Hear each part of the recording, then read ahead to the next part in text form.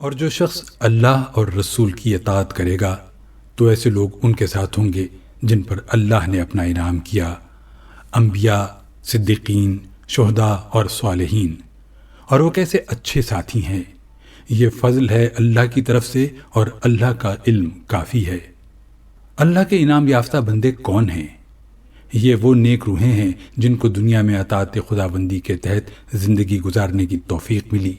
وہ اس دین پر قائم رہے جس پر تمام زمین و آسمان قائم ہیں، جنہوں نے اپنے کو خدا کے اس تخلیقی منصوبے میں شامل کر دیا جس میں کائنات کی تمام چیزیں اپنے کو شامل کیے ہوئے ہیں۔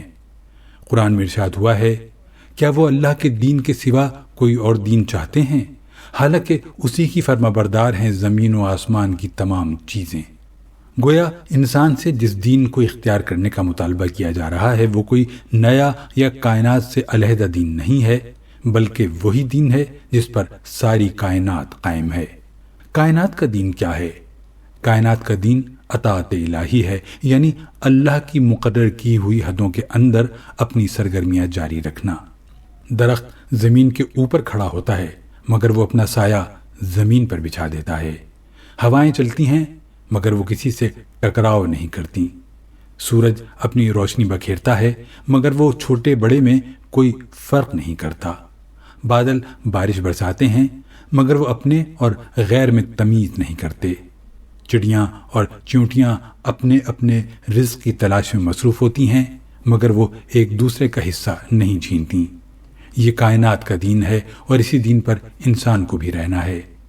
اللہ کے محبوب بندے وہ ہیں جو دنیا میں درخت کے سائے کی طرح متواضع بن کر رہے، جو دوسروں کے درمیان اس طرح گزرے جیسے ہوا کے لطیف جھونکے لوگوں کے درمیان سے گزر جاتے ہیں، جن کا فیض اور جن کی مہربانیاں بارش کی طرح ہر ایک کے لیے عام ہوں، جو دریا کے پانی کی طرح دوسروں کے لیے سیرابی بن جائیں، جنہوں نے سورج کی روشنی کی طرح ہر ایک کو اجالے کا تحفہ دیا، جنہوں نے اپنی سرگرمیوں کے دوران اس بات کی احتیاط کی کہ ان سے کسی کو تکلیف نہ پہنچے۔